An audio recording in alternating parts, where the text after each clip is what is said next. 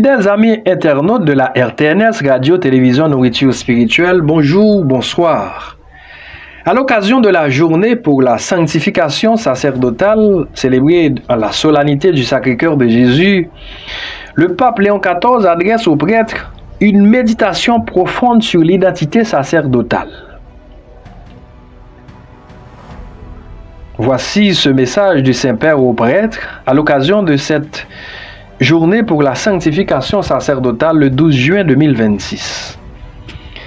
Très chers prêtres, en ce jour où l'Église contemple le cœur transpercé de son Seigneur, d'où jaillit une source inépuisable de paix et d'unité pour tout le genre humain, j'adresse d'abord à moi-même et à vous tous les paroles que Dieu a dites au peuple d'Israël.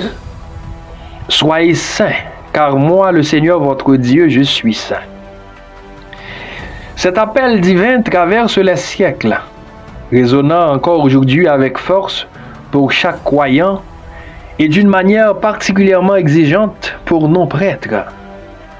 La sainteté n'est pas une option parmi d'autres, ni un idéal abstrait. Elle met en jeu l'identité même de toute personne qui veut participer à la vie du ressuscité. La sainteté est une participation au mystère du Christ. Dieu nous invite à participer à sa propre sainteté.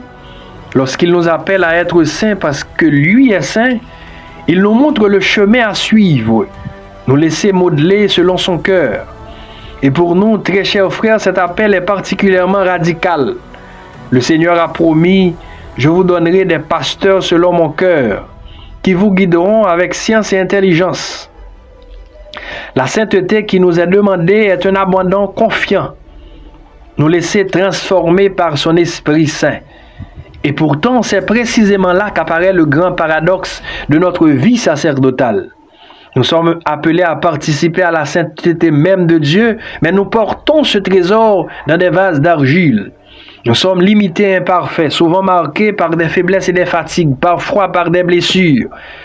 Comment un cœur humain si vulnérable peut-il répondre à un appel si élevé?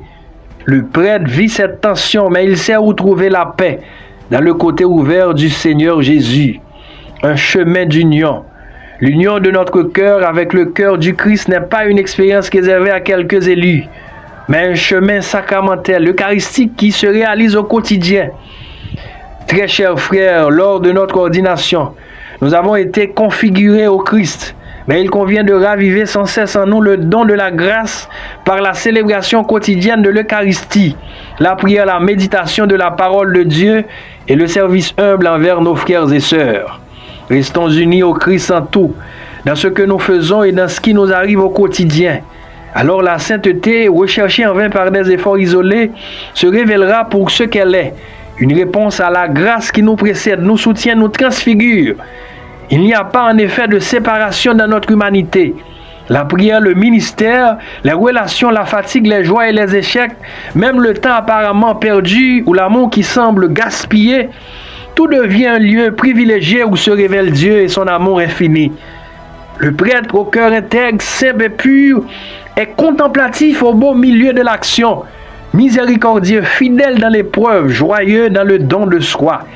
Le monde a grand besoin de pasteurs qui n'offrent pas seulement des paroles ou des programmes, mais le témoignage vivant d'un cœur réconcilié, répandant le bon parfum de la sainteté du Christ.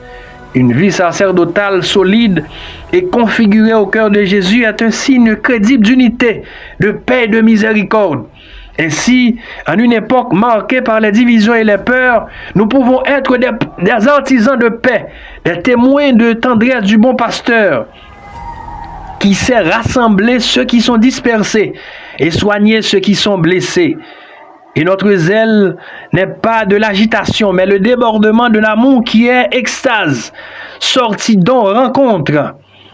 Le cœur du Christ est le cœur des saints. La réponse à la vocation à la sainteté ne réside pas tant dans l'effort d'ascèse et de perfection, bien que nécessaire, mais dans l'adhésion confiante à l'amour révélé dans le cœur transpercé de Jésus.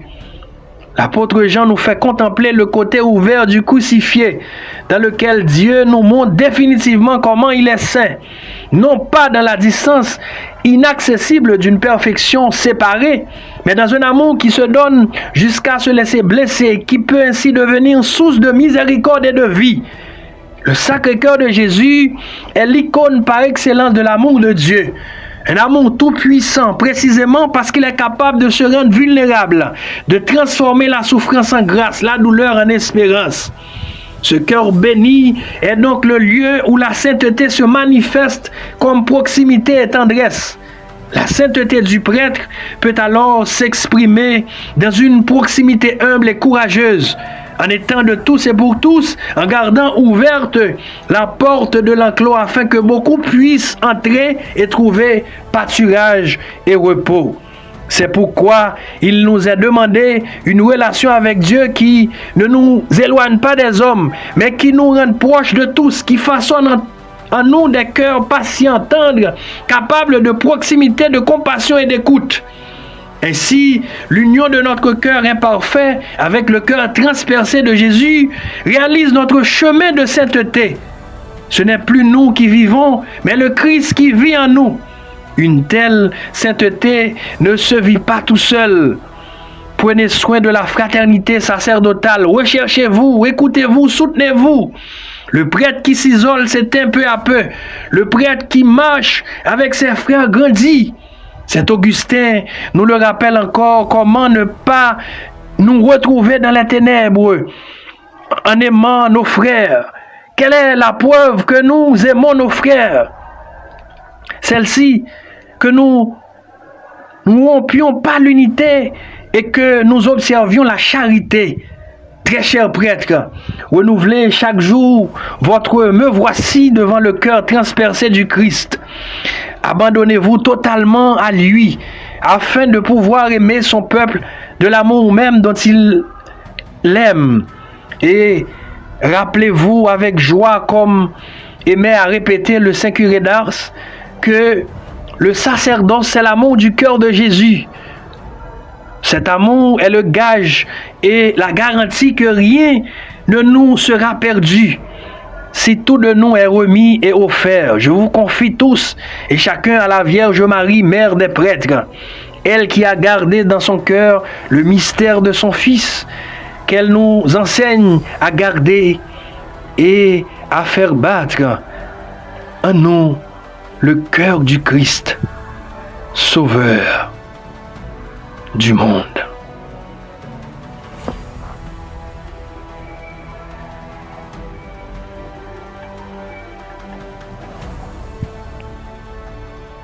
Amis auditeurs, auditrices, téléspectateurs, téléspectatrices de la RTNS, frères et sœurs bien-aimés, voici un commentaire de Monseigneur Pierre-André Dumas, évêque d'Ansavo et de Miragoâne, sur le message du Saint-Père Léon XIV, adressé aux prêtres à l'occasion de la journée pour la sanctification sacerdotale.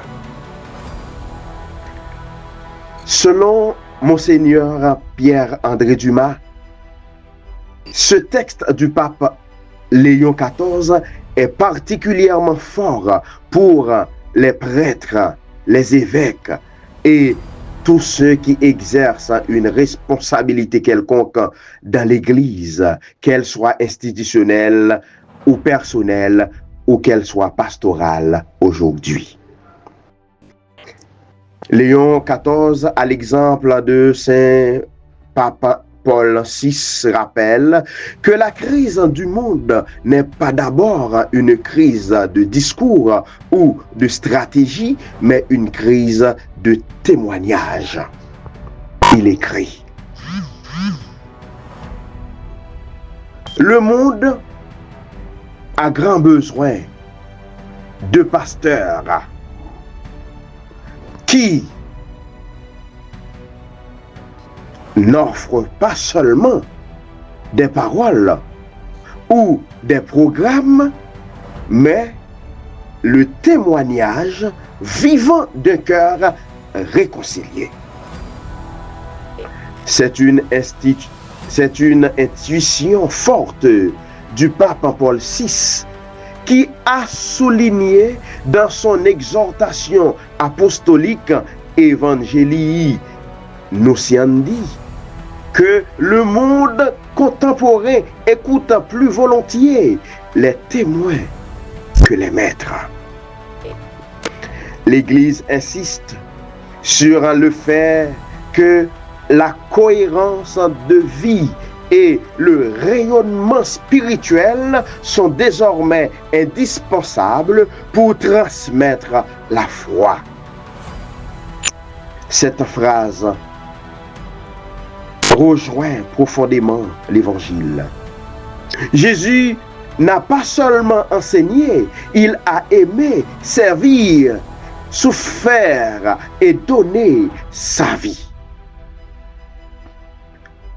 Son autorité venait de la cohérence entre ce qu'il disait et ce qu'il vivait. Le Saint-Père souligne également que le prêtre n'est pas avant tout un administrateur, un gestionnaire ou un organisateur d'activités. Il est un homme configuré au Christ, appelé à demeurer uni au Seigneur au milieu de ses joies, de ses fatigues, de ses succès et de ses épreuves. Pour nous, pasteurs d'Haïti, ce message prend une résonance particulière. Notre peuple a entendu beaucoup de promesses. Il cherche désormais des hommes et des femmes crédibles, capables de partager ses souffrances, ses larmes et son espérance. Plus que des experts, il attend des témoins. Saint Jean-Paul II disait déjà: l'homme contemporain écoute plus volontiers les témoins que les maîtres.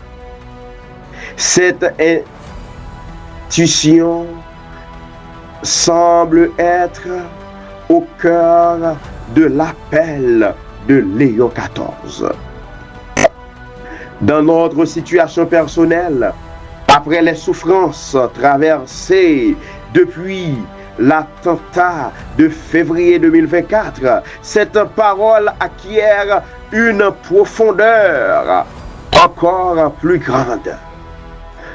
Notre ministère ne parle pas seulement à travers nos homélies ou nos conférences, il parle aussi à travers nos cicatrices, notre combat pour la guérison, notre pardon offert et notre fidélité à notre peuple.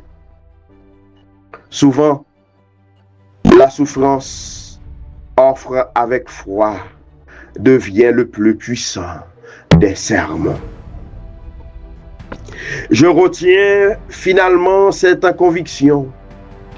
L'avenir de l'Église ne dépendra pas principalement de la multiplication des programmes pastoraux, mais de sainteté de ses pasteurs.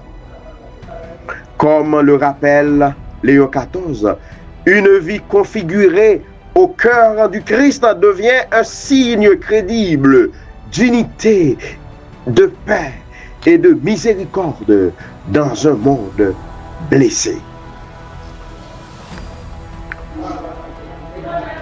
Ô Seigneur, Jésus, pasteur, fais de nous des témoins avant d'être des prédicateurs,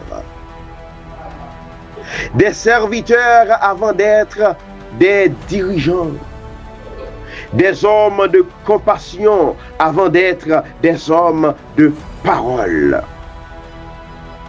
Donne-nous un cœur réconcilié, capable de porter les blessures de ton peuple, et enfin que notre vie elle-même annonce ton évangile.